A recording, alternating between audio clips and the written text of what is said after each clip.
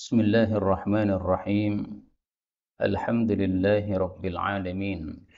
اللهم صل وسلم وبارك على محمد وعلى آل محمد. اللهم انفعنا بما علمتنا وعلمنا ما ينفعنا وزدنا علما وبارك لنا في علمنا وارزقنا الإخلاص في القول والعمل كاملا وعلما نافعا لا ينسى وتوفيقا دائما وصحة ويقينا وعافية. اللهم افتح لنا كل خير، اللهم اكفنا بحلالك عن حرامك وأغننا بفضلك عمن سواك. آمين يا رب العالمين. Alhamdulillah kaum muslimin rahimakumullah, kita lanjutkan pengajian tafsir Quran sehari satu halaman. Dan kita sudah sampai pada halaman 336 surah Al-Hajj ayat 31 sampai 38. A'udzu billahi as-sami'il 'alim minasy syaithanir rajim min hamzihi wa nafthihi wa nafthihi. حنفاء لله غير مشركين به ومن يشرك بالله فكأنما خر من السماء فتخطفه الطير أو تهوي به الريح في مكان سحيق. ذلك ومن يعظم شعائر الله فإنها من تقوى القلوب. لكم فيها منافع إلى أجل مسمى ثم محلها إلى البيت العتيق. ولكل أمة جعلنا منسكا ليذكروا اسم الله على ما رزقهم من بهيمة الأنعام فإلهكم إله واحد فله أسلموا وبشر المخبتين الذين إذا ذكر الله وجلت قلوبهم والصابرين على ما أصابهم والمقيم الصلاة ومما رزقناهم ينفقون. والبدن جعلناها لكم من شعائر الله لكم فيها خير فاذكروا اسم الله عليها صواف فإذا وجبت جنوبها فكلوا منها وأطعموا القانع والمعتر كذلك سخرناها لكم لعلكم تشكرون. لن تنال الله لحومها ولا دماؤها ولكن تناله التقوى منكم كذلك سخرها لكم لتكبروا الله على ما هداكم وبشر المحسنين. إن الله يدفع عن الذين آمنوا إن الله لا يحب كل خوان كفور. Alhamdulillahi Rabbil Alamin. Allahumma arhamna bil Qur'ani amin.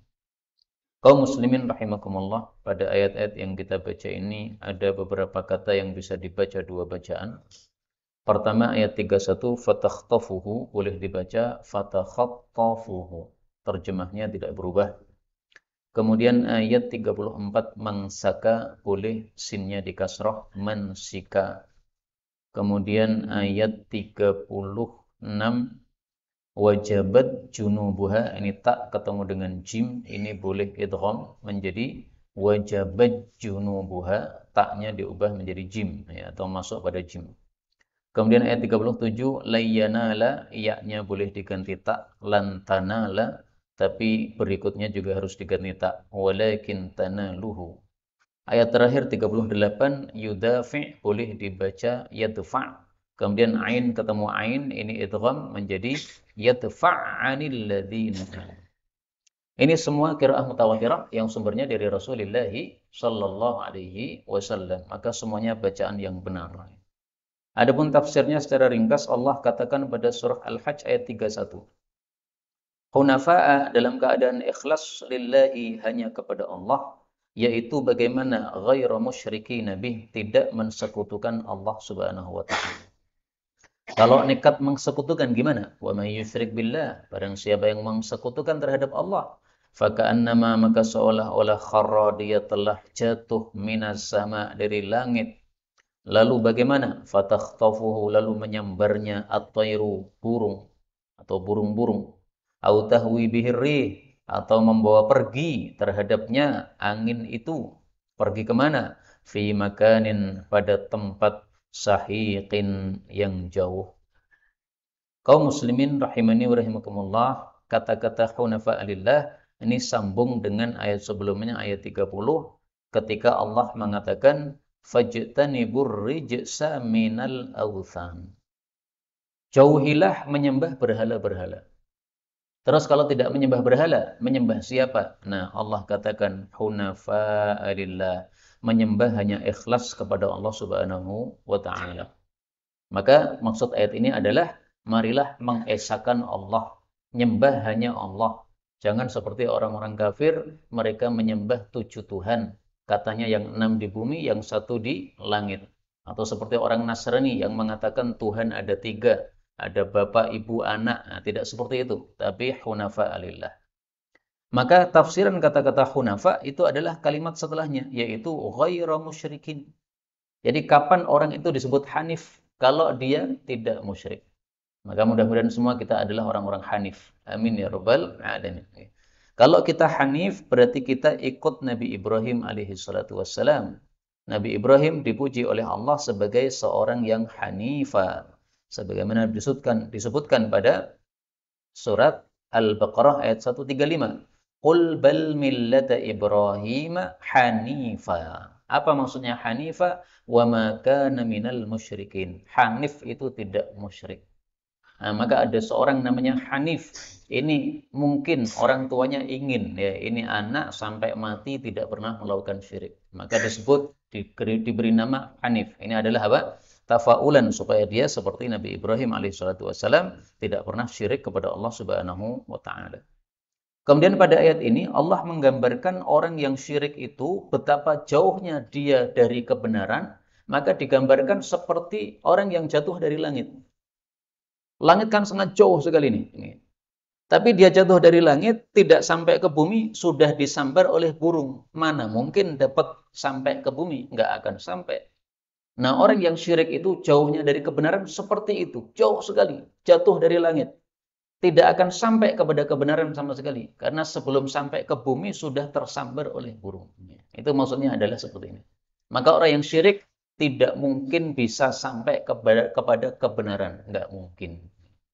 Orang Nasrani kan mengatakan, jalan ke surga itu banyak. Tidak hanya Islam saja. Kita ini juga jalan ke surga. Nah, Allah jawab, oh tidak mungkin. Ya.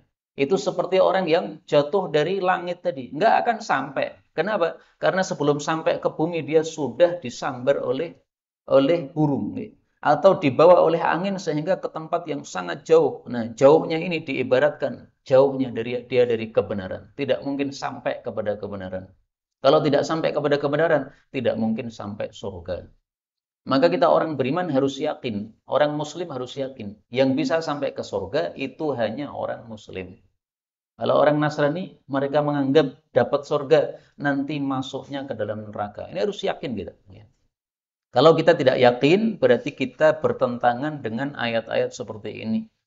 Allah sudah jelas menegaskan dalam Quran, agama yang diterima hanyalah Islam. Innad dina indallahil Islam. Surat Ali Imran ayat 19. Sesungguhnya agama yang diterima di hadapan Allah hanya Islam. Nah, maka orang-orang yang mengatakan semua agama itu sama, itu jelas orang yang pikirannya sudah rusak gitu. Meskipun dia mungkin dipanggil kiai atau ustadz atau doktor atau siapalah, ya ada kan itu orang-orang yang katanya beragama Islam tapi mengatakan semua agama sama menuju ke surga, ngawur jelas nih, nggak ada agama sama, nggak ada, ya semua agama itu ya semuanya batil kecuali Islam. Kemudian Allah mengatakan dzalik, itulah, wa may yu'azzim, dan barang siapa yang mengagungkan sya'airallah, syiar-syiar Allah, fa innaha, maka sesungguhnya mengagungkan syiar-syiar Allah itu min taqwal qulub, dari sebab takwanya hati. Kata-kata dzalika, itulah, ini adalah satu kalimat untuk memindah satu pembicaraan kepada pembicaraan yang lain. Kalau khatib biasanya setelah memuji Allah, nah ingin masuk pembicaraan yang lain, dipisah dengan ucapan apa? Amma ba'du. Nah, ucapan pemisah dalam bahasa Arab itu tidak harus amma ba'du. Boleh dengan dzalika, ini contohnya. Jadi setelah Allah bicara tentang perintah untuk tauhid, nah, kemudian Allah Subhanahu wa taala bicara masalah yang lain, maka Allah kemudian mengatakan dzalika. Atau dipisah dengan kata-kata hadza. Misalnya Allah Subhanahu wa taala mengatakan dalam surah Shad ayat 55. Setelah Allah bicara tentang surga, lalu Allah mengatakan, hadza wa inna lit-taghina lasyarra ma'ab. Allah kemudian bicara tentang ahli neraka. Nah, ini perpindahan pembicaraan, maka dipisah dengan hadza, boleh dzalika, boleh amma ba'du. Ini ungkapan orang bahasa Arab. Makanya untuk bisa paham Quran, kita perlu ngerti bahasa Arab. Kalau tidak ngerti bahasa Arab, pasti mumet ini. Ini hadza maksudnya ini apa? Ya. Dzalika itu maksudnya itu apa? Nggak paham. Karena apa? Tidak mempelajari ilmu bahasa Arab. Kemudian yang dimaksud dengan mengagungkan syiar-syiar Allah, apa itu syiar Allah? Syiar Allah itu segala sesuatu yang menunjukkan kepada agama Allah. Itu namanya syiar Allah. Maka masjid ini termasuk syiar Allah. Karena masjid menunjukkan kepada agamanya Allah, yaitu Islam. Mushaf Quran itu syiar Allah. Salat itu syiar Allah.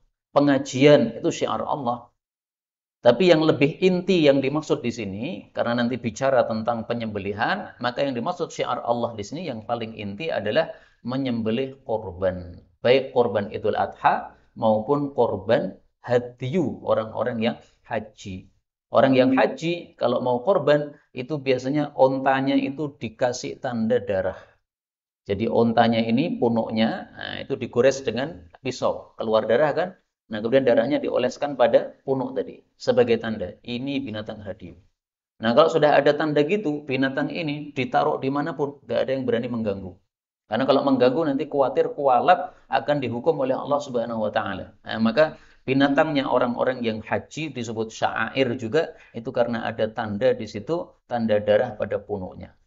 Bagaimana mengagungkan binatang hadyu atau binatang sembelihan? Mengagungkannya dengan cara digemukkan. Dikasih makan yang cukup supaya gemuk. Kalau kita tidak merawatnya berarti kita membeli yang gemuk. Nah, maka kalau kita pas korban Idul Adha, pilih yang gemuk, pilih yang mahal, itu sudah termasuk yu'adzim sya'airallah. Dalam riwayat Bukhari disebutkan, para sahabat Nabi kalau korban mereka memilih yang gemuk-gemuk. Mereka menggemukkan korban-korban mereka. Riwayat Bukhari dikatakan oleh Umamah, kunna nusamminul udhiyah. Kami dulu biasanya menggemukkan korban Idul Adha di Madinah. Wa kanal muslimun yusamminun. Kaum muslimin pun juga menggemukkan. Nah, tapi sekali lagi syiar Allah tidak hanya itu. Masjid ini termasuk syiar Allah. Bagaimana mengagungkan masjid, tak memakmurkan masjid. Pengajian ini termasuk syiar Allah. Bagaimana mengagungkan pengajian? Ya menghadiri pengajian, mendengarkan apa yang disampaikan. Kalau bisa dicatat apa yang baru dari ilmu yang didapatkan, itu mengagumkan. Maka semua itu termasuk dari takwanya hati kepada Allah Subhanahu wa taala. Kemudian Allah bicara tentang binatang hadyu, binatang yang disembelih orang haji. Lakum bagi kalian fiha, pada binatang hadyu tadi, manafi', ada manfaat-manfaat, ila ajalin musamma, sampai waktu yang ditentukan. Thumma, kemudian mahilluha, tempat menyembelihnya adalah ila, kepada al-baitil atiq, rumah yang kuno, yaitu Ka'bah. Tapi maksudnya di sini adalah Mekah secara keseluruhan, tidak hanya di Ka'bahnya, tapi semua kota Mekah. Jadi maksudnya lakum fiha manafi', binatang hadyu, kalian boleh mengambil manfaatnya. Ditunggangi boleh, diambil bulunya boleh. Ya, silahkan. Sampai kapan? Ila ajalin musamma. Sampai waktu yang ditentukan. Yaitu sampai ditetapkan sebagai binatang hadyu. Nah, kalau sudah ditetapkan sebagai binatang hadyu, maka jagalah. Jangan ditunggangi lagi, kecuali kalau memang diperlukan. Kenapa? Karena kalau kita tunggangi, nanti bisa jadi kurus. Ya. Perjalanan dari Yaman misalnya, membawa binatang hadyu, ditunggangi. Nah, akhirnya sampai Mekah kurus. Kasihan orang-orang fakir di Mekah. Mereka dapat binatang hadyu yang kurus-kurus. Nah, maka sebaiknya tidak ditunggangi. Tapi sebelum ditetapkan sebagai hadyu, silahkan ditunggangi, tidak ada masalah. Kalau sudah ditetapkan sebagai hadyu, nggak usah ditunggangi lagi. Tapi kalau perlu, silahkan ditunggangi, nggak apa-apa. Kemudian menyembelihnya adalah di Mekah. Jadi binatang hadyu yang dibawa oleh orang haji tidak boleh disembelih di luar Mekah. Ini belum sampai tempatnya. Tunggu sampai masuk Mekah. Kalau sudah masuk Mekah, silahkan disembelih. Dibagikan kepada orang-orang fakir Mekah. Rasul pernah menyembelih binatang hadyu di luar Mekah. Itu ada sebabnya, yaitu karena dihalangi oleh orang-orang kafir. Dari Madinah menuju Mekah ingin umrah, tidak boleh masuk Mekah. Akhirnya Rasulullah di luar Mekah, yaitu di Hudaybiyah, beliau kemudian menyembelih di situ. Nah, itu hukum khusus bagi orang yang apa? Tidak bisa melanjutkan perjalanan ke Mekah. Maka disembelih binatang hadyunya di mana dia terhalang. Kemudian apakah menyembelih binatang ini sudah ada sejak zaman dulu? Allah menjawab pada ayat 34, "Walikulli ummatin," dan untuk setiap umat, ja'alna kami jadikan mansakan, ibadah menyembelih kurban. Liyadhkuru smallah, supaya mereka menyebut nama Allah ala ma razaqahum, atas apa yang Allah rizkikan kepada mereka, mim bahimatil an'am, dari binatang ternak. Fa ilahukum, maka Tuhan kalian, sesembahan kalian adalah ilahun wahidun, sesembahan yang satu. Falahu, maka hanya kepada dialah aslimu, Islamlah. Islam itu artinya tunduk. Wabasyir, dan berilah kabar gembira al-mukhbitin, orang-orang yang tunduk kepada Allah Subhanahu wa taala. Ayat ini menunjukkan bahwa menyembelih korban itu sudah ada sejak zaman umat terdahulu, likulli ummah. Bahkan kita temukan dalil menyembelih korban sudah ada sejak zaman Nabi Adam. Pada surat apa? Pada surat Al-Maidah ayat 27. Watlu alaihim naba'a bnai Adam bil haqqi il qarraba qurbanan. Qabil Habil menyembelih korban untuk Allah Subhanahu wa taala. Nah, berarti sudah ada sejak zaman Nabi Adam alaihi salatu wassalam.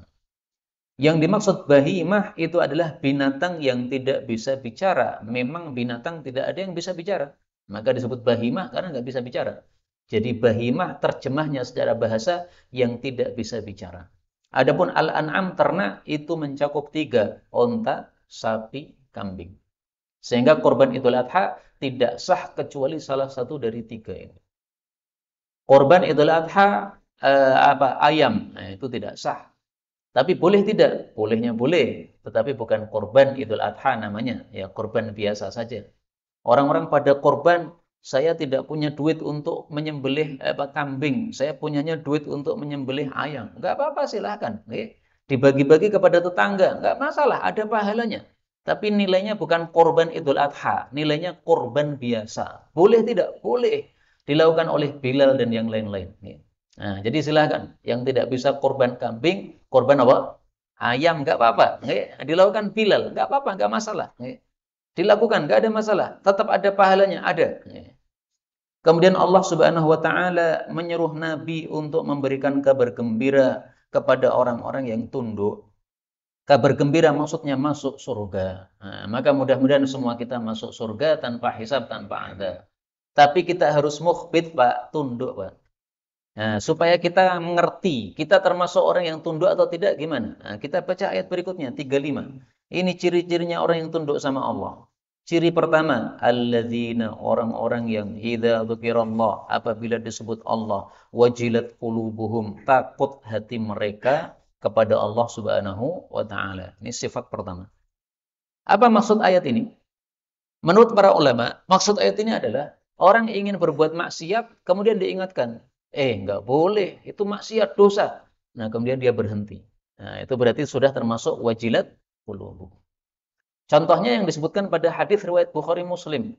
Ada 3 orang masuk ke dalam gua, terperangkap batu menutup pintu gua, nggak bisa keluar mereka. Nah, salah satu dari mereka mengatakan, ya Allah, saya dulu pernah sangat cinta kepada sepupu saya. Kemudian dia pas butuh kepada harta, maka saya kasih harta, tapi saya syaratkan. Kamu saya kasih harta, tapi keperawananmu kasihkan saya. Dan dia sangat saya cintai. Nah, maka dia karena terpaksa akhirnya memberikan keperawanannya. Baiklah, yang penting duit berikan kepada saya butuh duit. Nah, begitu duit sudah diberikan, kemudian perempuan ini sudah berada bersama laki-laki tadi. Tiba-tiba si perempuan mengatakan, takutlah kepada Allah. kamu tidak boleh membuka khotam atau segel kecuali dengan izin. Maksudnya, ini keperawanan saya ini tidak boleh untuk dibuka kecuali kamu nikahi saya. Nah, kalau tidak lewat pernikahan ini berarti zalim, seperti ini nggak boleh, ini dosa. Nah, begitu disebut nama Allah, takwalah kepada Allah, si laki-laki langsung meninggalkan tempat. Padahal duit sudah diberikan dan perempuan sudah berada di tempat berdua bersama dia. Tapi dia tinggalkan apa? Perempuan tadi. Nah, itu berarti termasuk idza dzukirallah wajilat qulubuhum. Yang kedua, was-sabirina 'ala ma asabahum. Orang yang sabar terhadap apapun yang menimpa mereka. Nah, sabar terhadap musibah, musibah kematian, musibah kekurangan harta, musibah kekurangan nyawa dan sebagainya. Yang ketiga, wal muqimis shalah, dan orang-orang yang menegakkan salat. Yang keempat, wa mimma razaqnahum yunfiqun, dan dari sebagian apa yang kami rizkikan mereka berinfak, dan ini mencakup infak yang wajib, zakat, dan infak yang sunnah. Inilah 4 sifat kalau kita ingin termasuk mukhbit, orang-orang yang tunduk kepada Allah Subhanahu wa taala, yang berhak diberi kabar gembira masuk surga. 1, kalau ingin berbuat maksiat kemudian ingat sama Allah, maka berhenti. Yang kedua, sabar terhadap apapun musibah. Yang ketiga, menegakkan salat. Yang keempat, menginfakkan harta. Dan di sini Allah menggabungkan antara sabar dan salat. Dan ini kita temukan dalam banyak ayat. Wasta'inu bis-sabri was-salah. Jadi kalau ada masalah, kuncinya apa? Sabar sama salat. Di sini juga digabung, sabar sama salat. Jadi ini dua hal yang nggak bisa dipisah nih. Dan Rasulullah juga bersabda, as-sabru diya'un was-salatu nurun. Salat adalah sinar, sementara sabar adalah cahaya. Nah, maka kita gabungkan antara cahaya dan sinar sehingga bisa menyelesaikan masalah. Dan itulah sunnah Rasul. Kalau ada masalah besar, beliau segera salat menghadap kepada Allah Subhanahu wa taala. Kemudian Allah bicara lagi tentang binatang yang disembelih untuk Allah. Allah mengatakan wal budna, dan onta-onta gemuk. Ja'alnaha, kami telah menjadikannya lakum bagi kalian min sya'airillah, dari syiar-syiar Allah Subhanahu wa taala. Syiar Allah tadi sudah dijelaskan, yaitu segala sesuatu yang menunjukkan agamanya Allah. Menyembelih kurban Idul Adha itu menunjukkan agamanya Allah. Kenapa kamu menyembelih kurban Idul Adha? Diperintah Allah. Nah, berarti agamanya Allah. Maka yang mengagungkan itu akan mendapatkan pahala yang besar. Allah katakan lakum bagi kalian fiha, di dalamnya khairun, ada kebaikan. Apa kebaikannya kurban Idul Adha? Kebaikannya satu, kebaikan di dunia, kita bisa mengambil manfaatnya. Boleh kita memakan dagingnya, boleh kita mengambil bulunya, boleh kita mengambil tulang-tulangnya, boleh kita mengambil kulitnya. Meskipun sudah kita sembelih untuk Allah, tapi kita gunakan nggak apa-apa, nggak masalah. Itu kebaikan dunia. Kalau kebaikan akhirat jelas ada pahalanya. Jadi kalau kita korban Idul Adha, jangan merasa wah duitku kelong. Enggak kelong. Itu kembali kepada kita tapi nanti besok di akhirat. Memang kelihatannya kelong duitnya. Punya duit 10 juta, korban 3 juta. Nah, tinggal 7 juta. Kelihatannya kelong, tapi sebenarnya enggak. Itu disimpan oleh Allah besok di akhirat. Itulah makna khair di sini. Pahalanya ada. Fadhkuru, maka sebutlah ismallahi, nama Allah, alaiha, terhadap binatang tersebut, sawafa, dalam keadaan berbaris. Berbaris maksudnya berdiri. Ini maksudnya cara menyembelih unta sesuai sunnah itu bukan digeletakkan, ditidurkan, tidak, tapi dalam posisi berdiri. Sebagaimana disebutkan dalam hadis riwayat Bukhari, bahwasanya Ibnu Abbas, Ibnu Umar mengatakan, ib'athha, bangkitkanlah untamu, qiyaman muqayyadah, dalam keadaan berdiri dan diikat salah satu kakinya. Sunnata Muhammadin, sebagai sunnah Nabi Muhammad sallallahu alaihi wasallam. Jadi ini hukum khusus untuk cara menyembelih unta. Maka ayat ini sampai hari ini belum pernah kita amalkan. Gimana Pak? Belum pernah kita amalkan. Karena kita nyembelihnya kambing sama sapi. Jadi kalau ditanyakan, adakah ayat Quran yang sampai hari ini orang Indonesia belum mengamalkan? Ada. Surat Al-Hajj ayat 36. Menyembelih unta dalam kondisi berdiri. Nah, maka kita niatkan kalau ada kesempatan nanti nyembelih unta, ya bisa jadi toh, Tiba-tiba Allah menjadikan onta itu banyak di Indonesia. Nah, maka kita bisa ngamalkan ayat ini. Fadhkuru smallahi 'alaiha. Sebutlah nama Allah. Artinya ketika menyembelih membaca bismillah. Nah, bismillah ini hukumnya apa? Mazhab jumhur, mayoritas ulama mengatakan wajib. Sehingga kalau sengaja menyembelih tanpa bismillah, maka satu dosa dan dua binatangnya haram dimakan. Enggak boleh. Tapi mazhab Syafi'i mengatakan menyembelih ini bismillahnya cuma sunnah. Nah, ini jadi solusi untuk kita. Orang-orang pasar itu kadang tatonan menyembelih binatang. Wes bismillah, Pak. Wes. Tapi bismillah sekali tok. Padahal ayamnya 10, 20, 30. Gimana itu? Nah, pakai mazhab Syafi'i halal. Gitu, Pak. Penak pakai mazhab Syafi'i. Makanya ada ucapan ikhtilaful ulama'i rahmah. Perbedaan pendapat para ulama itu jadi rahmat untuk umat. Coba semua ulama sepakat bismillah wajib. Waduh, susah kita. Nggak ada ayam halal di Indonesia. Tapi gara-gara ada mazhab Syafi'i di sini, maka jadi apa? Ayam di Indonesia bisa halal dengan sebab menyembelihnya bismillahnya tidak wajib. Allah katakan faida maka apabila wajabat sudah jatuh junubuha lambungnya onta tadi, fakulu minha maka silahkan makan darinya. Wa at'imu dan berilah makan al-qani' kepada orang yang qanaah wal mu'tar dan kepada orang yang minta-minta. Jadi maksudnya kalau sudah jatuh binatang itu ke tanah berarti sudah boleh untuk dibersihkan kulitnya, dipotong dagingnya. Nah, baru kemudian fakulu minha, makanlah. Nah, maka mengamalkan ayat ini jangan sesuai letternya kalimat nih. Begitu jatuh makan, oh itu ngawur itu. Ini maksudnya ringkasan. Kalau sudah jatuh, silahkan dibelah kulitnya, dibersihkan, kemudian dipotong-potong dagingnya, dibakar, baru dimakan. Karena ada orang memahami sesuai letter-letternya lafal, Pak. Di Jawa Timur katanya itu, ngimami sholat gerhana, sujud terakhir langsung pergi hilang. Nah, ketika dicari sudah sampai rumah, katanya sudah ngopi. Kurang ngajar tadi imamnya. Ya Pak Imam, sholat belum rampung malah ngopi. Kata dia, loh saya ngamalkan hadis. Thumma sajada, thummang sorofa. Nabi sujud dalam sholat gerhana, lalu pergi. Nah, ini ngawur. Ini maksudnya diringkas, sujud, kemudian bangkit, kemudian salam kanan kiri, kemudian pergi. Ini orang ngawur. Ya, maka jangan ngawur juga di sini. Nggak ada dalil bahwasanya begitu jatuh diemplok, nggak ada. Salah itu. Fakulu minha dimakan setelah dimasak. Apa hukum memakan ini? Menurut mayoritas ulama, hukum memakannya hanya sunnah. Jadi tidak wajib. Yang menyelisih adalah madhab zahiri. Mereka mengatakan yang korban wajib makan. Berarti kalau korban nggak makan, malah dosa. Nah, susah madhab zahiri. Kemudian jangan dimakan semua, tapi dikasih makan kepada qani', orang yang qanaah. Orang yang qanaah itu orang yang merasa cukup. Dia sebenarnya miskin, tapi merasa cukup sehingga nggak pernah minta. Kalau mu'tar ini sebaliknya, orang yang minta-minta. Jadi sama-sama miskin, satunya minta, satunya tidak minta. Yang tidak minta disebut qani', didahulukan oleh Allah, berarti dia lebih utama untuk dikasih. Yang kedua mu'tar, orang yang minta-minta, dia juga berhak dikasih karena memang dia butuh, dia fakir, dia miskin, tapi dinomor duakan oleh Allah, seolah-olah Allah mengutamakan orang yang pertama. Ini orang miskin tapi nggak pernah minta-minta, ini lebih berhak untuk dikasih daripada yang suka kelilingan minta-minta itu. Tapi semuanya berhak dikasih. Nah, berapa dikasihnya? Kalau Nabi itu biasanya ngambil sepertiga untuk sekeluarga. Kemudian 2/3 ini yang diberikan. Dan ini sesuai dengan kalimat di sini. Fakulu makan. Wa at'imu berilah makan. Siapa yang diberi makan? 2 kelompok. Nah, berarti dibagi 3. Yang sepertiga dimakan, yang 2/3 diberikan. Tapi tidak harus begitu.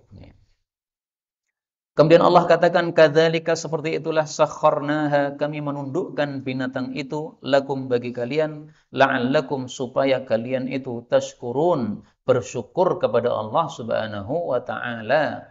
Nah, salah satu bentuk syukur kita adalah kita punya duit, kita sembelih kurban. Nah, itu berarti syukur. Kita setelah menyembelih, kemudian kita berikan sebagiannya kepada orang-orang. Nah, itu berarti bersyukur kepada Allah Subhanahu wa taala. Termasuk bersyukur juga memperbanyak takbiran pada hari raya Idul Adha. Kemudian Allah katakan, lan tanalallaha, tidak akan sampai kepada Allah luhumuha, dagingnya kurban, wala dima'uha, tidak pula darahnya kurban. Ayat ini termasuk ayat sababiyah, ada sebab nuzulnya. Orang-orang jahiliyah kalau nyembelih, maka mereka bawa dagingnya dan darahnya di depan Ka'bah. Lalu darahnya ditorehkan ke Ka'bah, dilemparkan ke Ka'bah. Seolah-olah ini sudah sampai kepada Allah. Nah, maka umat Islam pengen melakukan. Maka Allah turunkan ayat ini. Tidak akan sampai kepada Allah dagingnya dan darahnya. Artinya tidak perlu ditoreh-torehkan ke Ka'bah begitu. Itu malah perbuatan jahil. Karena darah itu menurut mayoritas para ulama hukumnya najis. Ka'bah itu rumah Allah, malah dinajisi. Ini ngawur. Yang sampai kepada Allah apa? Walakin akan tetapi tanaluhu sampai kepada Allah at-taqwa minkum, ketakwaan dari kalian. Maksudnya amal soleh kita yang sampai kepada Allah. Jadi kita menyembelih untuk Allah, nah amalan menyembelihnya yang naik sampai ke langit. Jadi maksudnya di sini amal kita yang sampai kepada Allah dan itu sesuai kalam Allah pada surat Fatir. Ini dihafalkan ayatnya karena sering saya tampilkan. Ilaihi yas'adul kalimut thayyib wal 'amalus shalihu yarfa'uh. Hanya kepada Allah kalimat yang baik itu naik dan amal soleh itu mengangkatnya. Nah, jadi kalimat kita yang baik naik sampai kepada Allah, amal soleh pun juga naik sampai kepada Allah Subhanahu wa taala kalau diterima oleh Allah.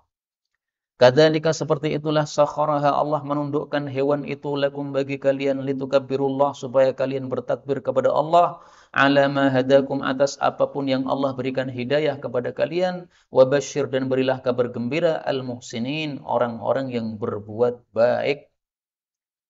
Kata-kata orang-orang yang berbuat baik ini ditafsiri oleh Imam Baghawi maksudnya al muwahhidin orang-orang yang mengesahkan Allah.